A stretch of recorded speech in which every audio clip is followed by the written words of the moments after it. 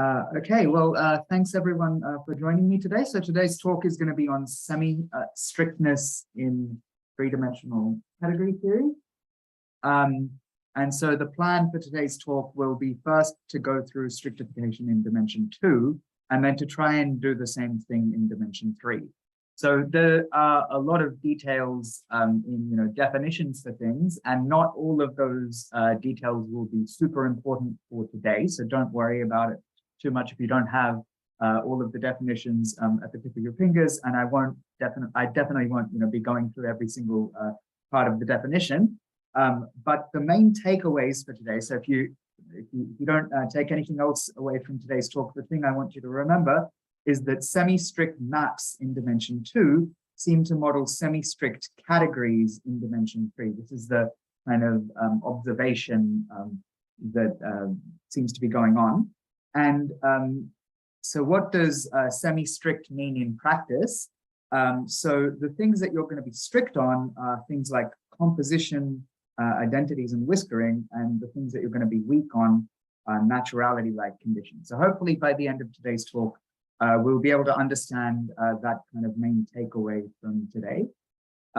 Okay, so let's jump straight into semi-strictification in, it's really strictification in dimension 2. The semi is in kind of brackets over here, and we'll see why. Okay, so don't worry too much about why the thing on the left-hand side is called gray now. We'll understand that in a bit as well. But the picture that I'm drawing over here is really a three-dimensional junction between things. And on the left-hand side, we have things which are, as strict as you can make the fully weak things. So 2 categories, 2 functors, pseudo-natural transformations, and modifications. Whereas on the right-hand side of the screen, we have things that are as weak as you can possibly define things to be. So bicategories, pseudo-functors, pseudo-natural transformations, and modifications. And this is the picture of what's often called the strictification triad junction. So let's just go through a little bit about what we mean by the weak things, which are on the right-hand side of the screen. So bicategories have the usual category axioms, only holding up to isomorphisms. So as I'm sure everyone here knows, in a category we often, we talk about associativity and left and right unit laws, but now in a bicategory, those hold up to 2-dimensional isomorphisms, which we have in the 2-dimensional kind of categorical structure that is a bicategory. And then they need to satisfy further axioms. So I'm not going to go into the details of what those axioms are, but that just gives you an idea of what a bicategory is.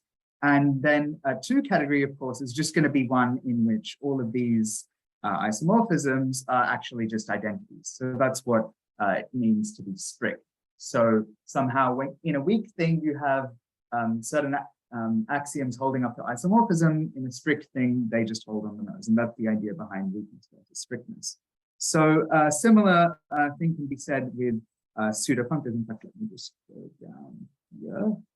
Okay, all right, let's just focus on pseudo-functors for a moment. So a pseudo-functor is kind of like a functor between either bicategories or even 2 categories. So, you have a function between sets of objects and functors between categories now. But then you have the usual functoriality axioms only holding up to certain isomorphisms. And then they need to satisfy further axioms, which I haven't kind of listed out over here. So this is kind of the pattern that is hopefully clear. And so with pseudo-natural transformations, there's a similar type of thing. So with a usual natural transformation, you have a naturality square, but now instead of that commutative square, we have some isomorphism, some 2-cell isomorphism. But let's just pause for a little while on pseudo-natural transformations and go into a little bit of detail about what those, what kinds of data we actually need axioms on, because this will actually be relevant a little bit later in the talk. So if you have some 2-cell in your domain bicategory or 2 category, then there should be some commutative diagram, so pasting diagram of two cells that should commute, where you kind of hit F of this or G of this on either side of this constraint. And then there should also be a certain coherence on a composable pair or an identity. And later what we will find is that the axiom on this type of picture, so that will turn into a constraint in the next dimension. So that'll be three-dimensional isomorphism, as will these guys. And it's these things that we will actually be able to strictify in the next dimension, but not this one. So we'll see why that is a little bit later. Okay, so I've described to you what bicategories, pseudofunctors, pseudonatural transformations are. I haven't really gone into the details of modifications. That's not too important for today. But the main takeaway is, so the key aspect of strictification in two dimensions is that when you take the strictification of a bicategory, the thing that you end up with actually has free category on a graph. So its underlying category is going to actually be free on the graph. So a bicategory doesn't actually have an underlying category already. That's part of why it's weak, but it does have an underlying graph of objects and morphisms, and you can kind of freely generate a category from that data, and that's actually the process of the strictification construction. So you freely generate a category on that graph. Now, the thing about free categories on graphs is that they actually solve a lot of these coherence problems that we get in strictification. So in particular, so because the underlying category of the strictification, now the A became a B for some reason, but that should be the same thing, is free in a graph, we can actually extend strictification to pseudofunctors in a way that turns them into two functors as well. Okay, so how does that work? Well, if I have a pseudofunctor from A to B,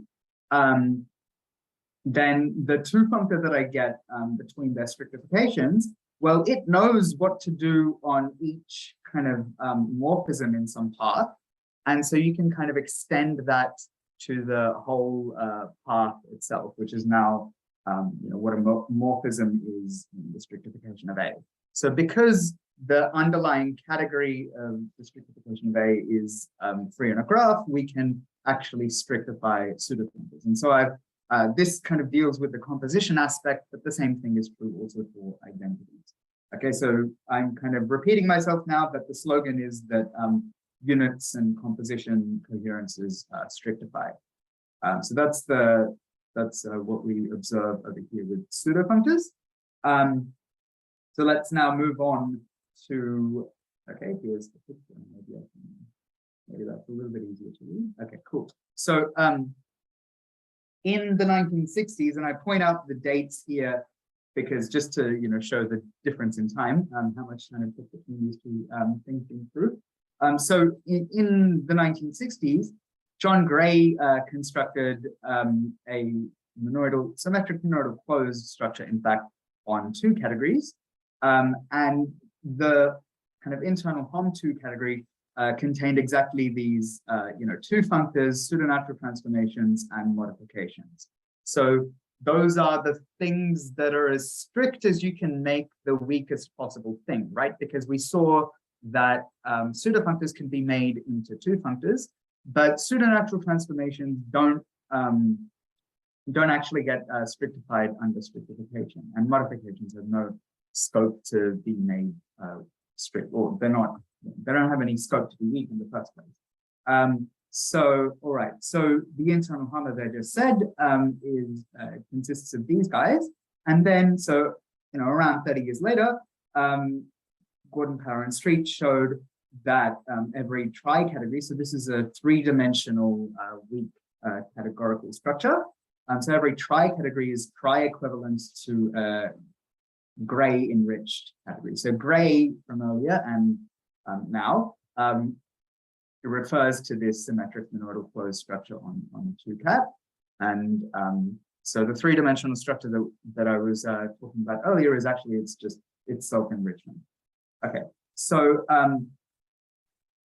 with gray categories, you don't actually have everything being strict anymore. So, and the reason that they're not strict is because these pseudofunctors did not strictify in this particular structure. So if you just remember, how do you prove? So suppose this diagram over here was a diagram consisting of categories, so X, Y, Z are categories, and all of these guys are functors and these guys are natural transformations. If you wanted to prove that the usual kind of horizontal composite over here is actually, again, a natural transformation, the way that you would do that is you would use naturality of psi on the component of phi. And so in this picture on the right-hand side of the screen, we see ourselves trying to do that, but instead of saying that actually psi is natural on the component of phi, there's going to be some, in a two category where these guys are now pseudo-natural transformations, there would be some invertible two-cell coherence over there. So because of that failure of, so maybe I can have this on the screen now. So because of that failure of pseudo-natural transformations to strictify, that really is the reason that middle four interchange fails to strictify in these so-called gray categories. And so instead of that, we have some invertible three-cell in a gray category up to which middle four interchange holds, and they're usually called interchanges. Okay, so that possibly, let me just put this idea on the screen as well, and then we can just take a little bit of a pause to see if there are any questions about this. But the idea is that we can leverage our understanding of semi-strict maps in dimension 2 to understand semi-strict categories in dimension 3. So this is one of the main takeaways that I mentioned at the start of the talk as well. So if there are any questions about what I just said, I'll respond to those now, and then we can jump into three-dimensional things.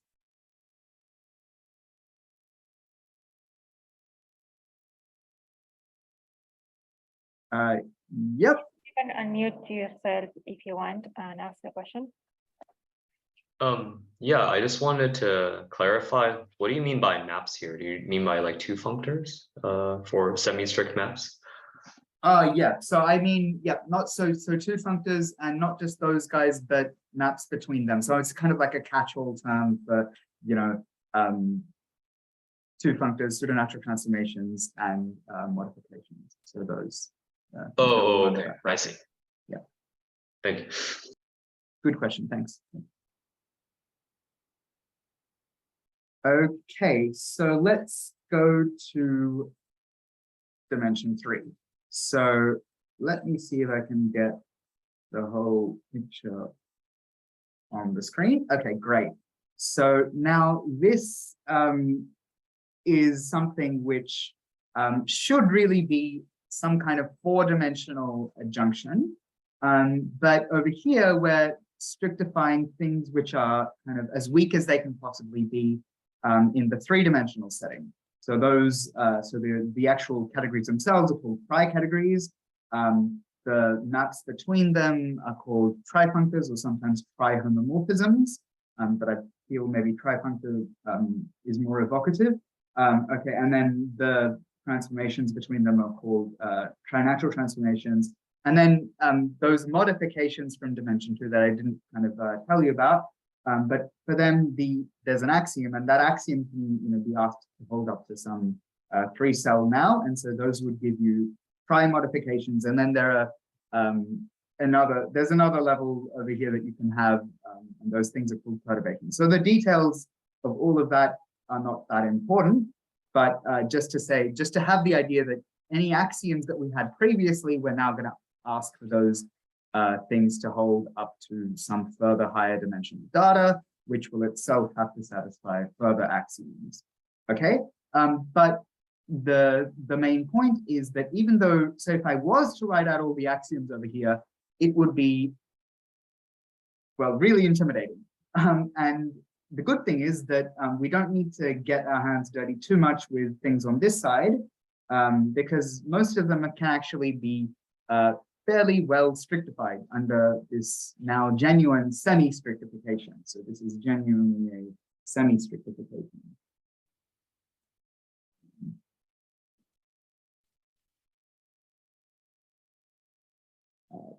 Let's see. Yeah. Okay. Cool. All right. So, and at the level of objects and arrows, these are really those the enriched things. So I described, the symmetric monoidal closed structure on 2cat. These are really the enriched notions over here. Okay. So there's an asterisk next to semi-strict trinatural transformations. We'll go into that, and I need to tell you what it means for trinatural transformations to be semi-strict as well.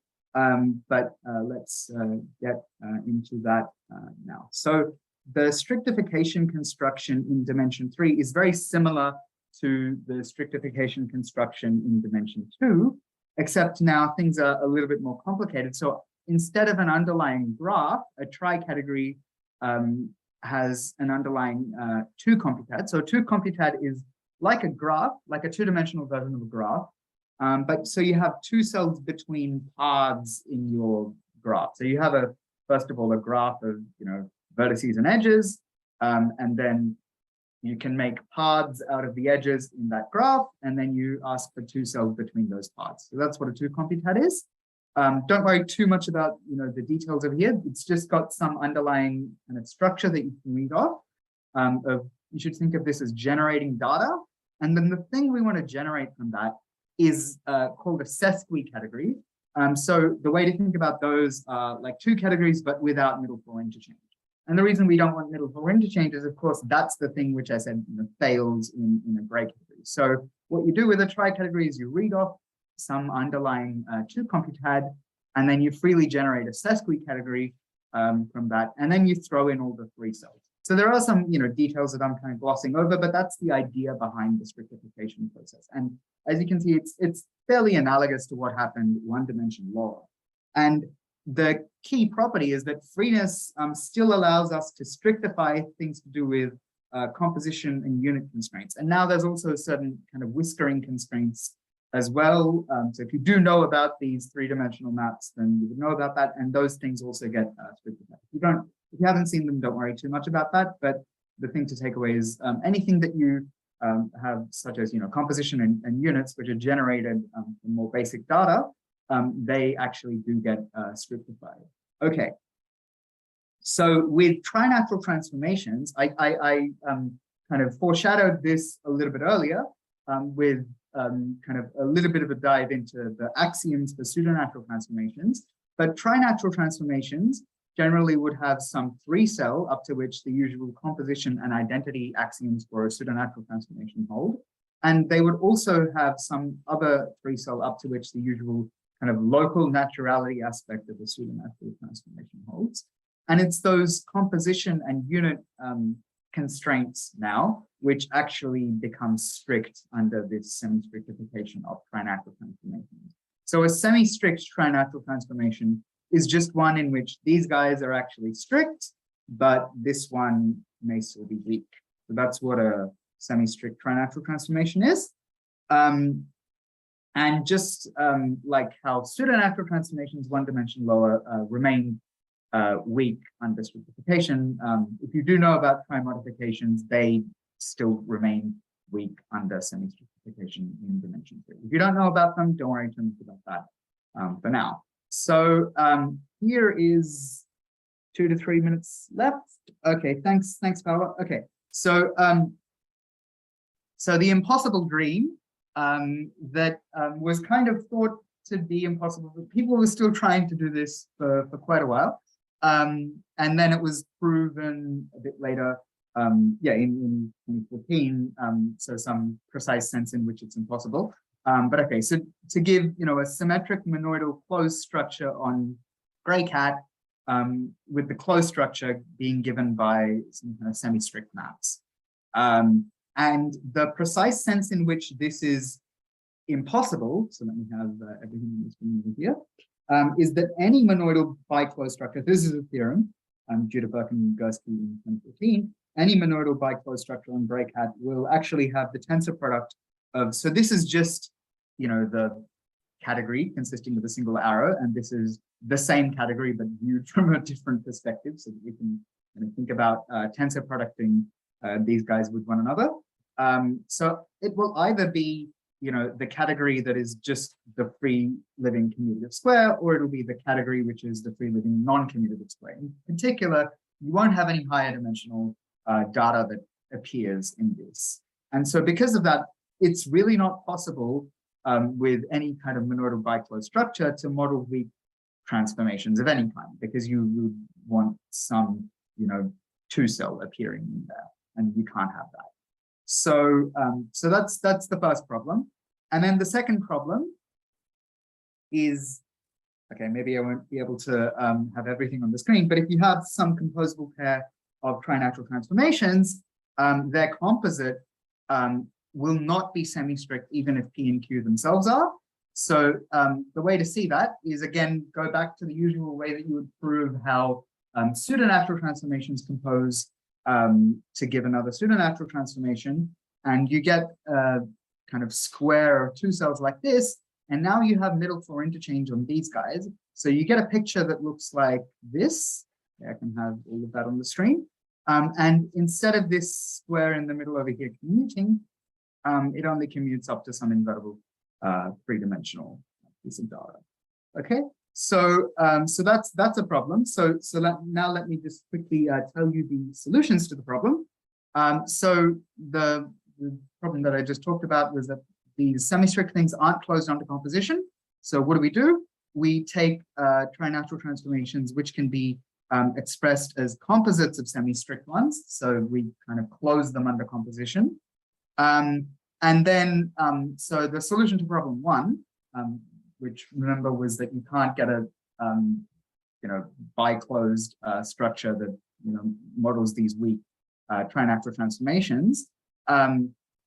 And this is a theorem that I proved earlier this year, is that, so there is a non-monoidal and non-symmetric. So that's just, you don't have all the nice things that you want, but still what you have is it's a closed structure on gray cat. And the internal Hong is given by, so it's a gray category, so it's a three-dimensional category. So its objects are gray functors. Its morphisms are these semi-strictly decomposable trinatural transformations. The two cells are trimodifications and the three cells are perturbations. So they're exactly the kinds of maps that you want, or maybe not exactly the kinds of maps that you want, but as best as you can do, because we have to do this little technical thing over here. And let me just describe very quickly, because I know that I'm pretty much out of time, how the this extension operator, which is often called L in the literature, how this is described. So if you do know how to kind of form the interchanger of two pseudonatural transformations, it's basically the same kind of thing. You just substitute the data of whatever you have in this Hong. So in this case, it's a trinatural transformation into whatever data you have over here, and that gives you, well, that basically describes what this extension operator does. So in particular, you'll get some three-dimensional piece of data like this. So I think that's a good place for me to stop. So yeah, thanks, everyone. Thank you, Adrian.